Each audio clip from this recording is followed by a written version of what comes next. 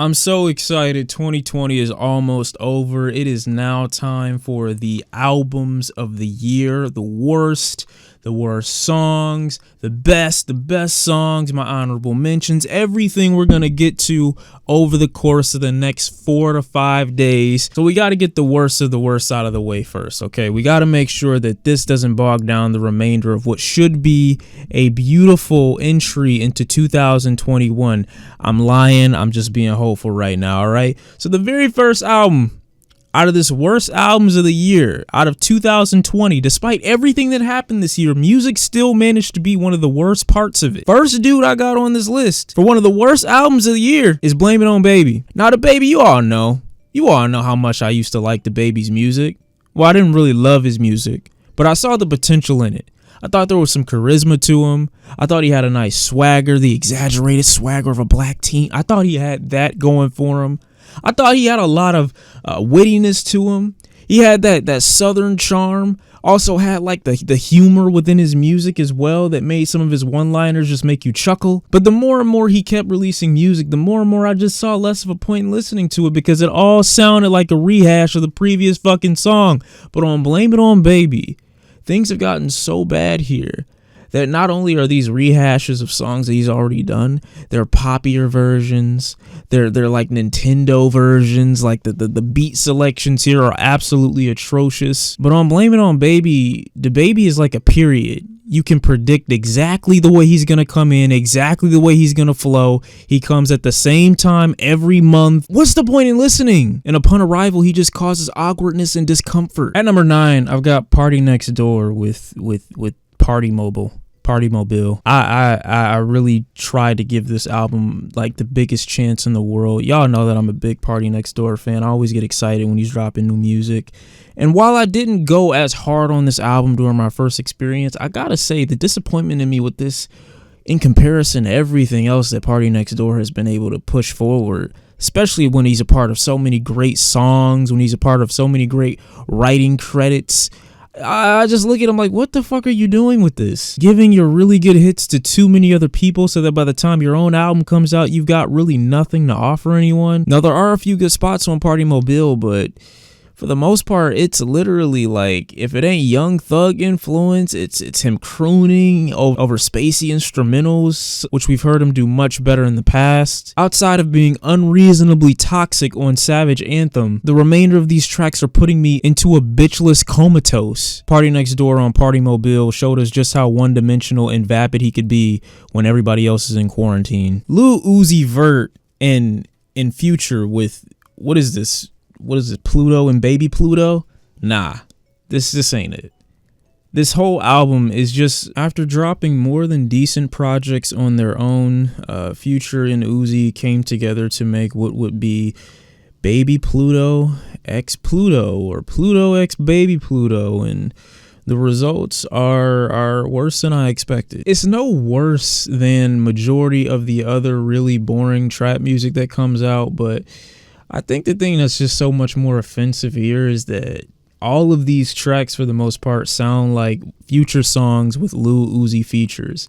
Very rarely, if at any point in this album, does the sound elevate to something that you could only get from the two of them combined. It all just sounds like Future Foundation with Uzi laid on top. And that wouldn't be a huge problem if the beats were at least less skeletal, but they're not. Not that I'm extremely disappointed in this project because my expectations weren't high in the slightest, but damn, was I shocked that this was almost, 20 tracks of mid? Yeah, Future and Uzi can keep this shit off Earth. That's what they can do. Next is going to be Trippie Redd with Pegasus. Y'all know I'm a big fan of Trippie Redd. I hate seeing him down bad like this. I hate it. It's like the creativity completely left this dude, and there's just nothing left. There's no vocal excitement. Everything seems so processed and so underwhelming. And for a guy who I go to whose voice is literally the standout for most of his tracks, to see him so formulaic and basic and damn near vocally neutered on so much of this album is depressing. There's nothing memorable about this project when it comes to the hooks because the songs try to accomplish whatever they try to accomplish in 2 minutes or so, which don't give the songs enough time to develop into anything. It's just a mess. It really is. It's just a mess. 20-something tracks, it's a mess. On top of that, he decided to drop a Spooky Sounds EP next to it, which, like, bro, why? I'm like 90% sure these are stock sounds from every 1965's horror film, or shit you'd get off a tutorial of an editing program. After listening to Pegasus from Trippie Red, I'm convinced that he isn't real either. I don't think I've ever seen a worse rollout for an album. This man released damn near half his album before it actually dropped as singles, and I had no idea why. I know some of his fan base will probably say because it's easier for people with ADHD to focus if there's less content within the project itself. Why make an album at all then? When Joyner Lucas tries to get in his melodic trap rapper bag, it's so cringe, man. It really is. Like, and I've said it before and I'll say it again. Watching Joyner Lucas try to sing his own hooks and emulate melodic trap rappers is like watching old people fuck. It's genuinely horrific. When he raps "I love," he sounds like a dog barking. I want to rearrange the letters in Joyner Lucas's ADHD to Dodd so I can call the father and have him come save me. This nigga Gunna is one of the worst rappers of all time. I would rather eat dry ice than listen to Gunna. I would rather rip my own spine out and swallow it than listen to Wunna ever again. And really, I think the distraction for most people when it comes to listening to Wunna is that he blends so much into the production that, of course, the song you don't mind by the end of it because he's damn near unnoticeable. When you're indistinguishable from the track that you're on, obviously a lot of your fans aren't going to have an issue with you. But I'm trying to see some type of presence, some kind of dominion over these tracks, anything to separate him from the producer. But there's nothing. He's clinging so tightly to the instrumentals like a newborn to their mother. I shouldn't have ever looked at Genius when listening to this album either, because I'm just sitting here like, what the fuck is this dude talking about? On some real shit. Y'all really be listening to Good Intentions? Like, really? I don't know really how else to say it other than I feel like this would be every favorite person's, like, if you have your favorite trap rapper, this is like all of their throwaways on an album. Every song sounds like a reference track. Because I swear there's no way you could be like giving this little energy to these songs on purpose. Nav comes off like a depressed Dell laptop. And I'll never unsee it with this album. He then goes on to follow up Bad Habits, which was already trash, with Good Intentions, which was another bad album. But then he comes again with Brown Boy 2, which legitimately sounds like a throwaway album to a throwaway album. This mixtape is injecting yourself with NyQuil. This album is putting your head in the snow for an hour. Listening to Nav rap on these records is like fighting in your sleep.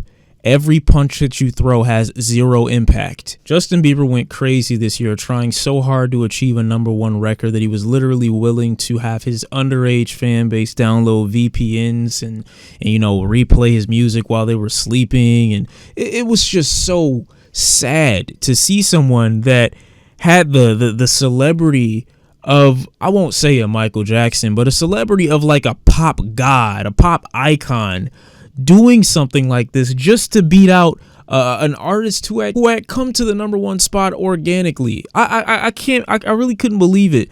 But not only that, the song that he was trying to get to #1 was legitimate garbage. Seeing these antics wouldn't give me hope that his album would be good, but it did give me hope that his album would be at least listenable.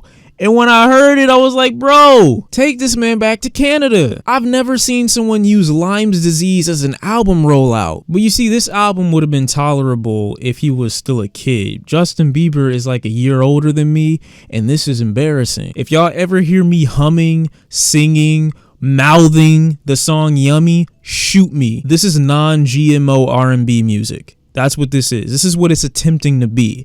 And Justin Bieber tried so hard to hop on the wave of R&B and black music that he failed miserably because he has no soul. Yo, I was so wrong about Blueface.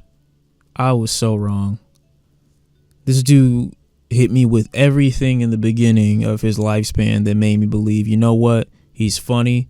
He doesn't give a shit. His rapping voice is kind of a novelty. His lyrics were humorous, and it was clear that he wasn't tied down to this obsession with being acknowledged as the greatest rapper of all time. He just wanted to come in, make some hits, and have a good time. And that was giving me hope that he would eventually come through with something a little bit more entertaining. I thought the offbeat rapping in the beginning was a bit of a meme, and he was kind of playing into it, but it would eventually hit us with something a lot more cold. Find the beat doesn't add to the meme of Blueface not being able to rap on pace or on beat. It shows us that he has nothing more to him than what we thought he was capable of in the beginning. And keep in mind, this is his debut album. This is the first full-length LP. Does it help that he's rapping on beat here? No, because the beats are terrible. His lyrics are worse. He's not funny, but he's unaware of it. So it's like meme rap that takes itself seriously. I don't think Blueface will be seeing Bluefaces anytime soon with the way this album flopped either, but let's move on to the #1 pick for my worst album of 2020, which is 6ix9ine, Tattletales. This album is trash. This shit horrible. And you know, it would have been tolerable. Nah, it probably wouldn't have been, but it would have been somewhat okay listening to this project had it been aware of the fact that we all know what you did, and you can't all of a sudden market yourself as a snitch after hailing yourself as something completely different before. Now, I'm not saying that people don't understand why you snitched. I think we all get why you snitched.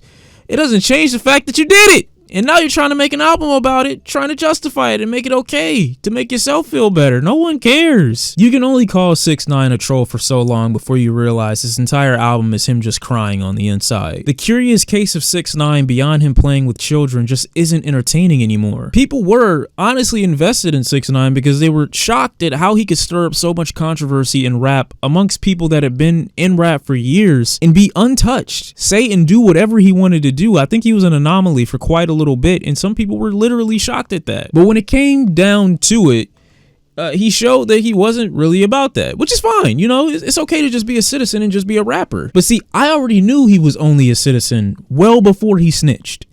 When he did do it and he came back still trying to have a rough exterior, still trying to make the same kind of music, it just doesn't hit the same. There's something really eerie and creepy about knowing an MC is lying about every single thing that's coming out of their mouth right now. See, oftentimes as listeners, we can peer into what these MCs are saying and have an opinion on whether we believe it's true or not, but to know for a fact that everything that this person is saying is a fucking lie, it really makes you wonder, is this person like having an identity crisis? Like, do you know who you are? Because we sure as fuck know who you're not. And I don't think 6ix9ine understood or understands how little people care about him, how little people tune into anything having to do with him outside of controversy. It's to a point where you almost forgot that he released music. The dude sounds atrocious with auto-tune. Listening to 6ix9ine make music at this point is essentially the same thing as listening to a child lie to you over and over again. You're either going to entertain the lie or you're going to walk away. And in 2020, this is me walking away. But those have been my worst albums of 2020. Tomorrow I'll hit y'all with honorable mentions, followed by top 50 songs, and then last but not least, the top 50 albums of 2020. This will be the last video out of these that will be done behind the microphone, and you'll be able to see my mug again. All right, peace.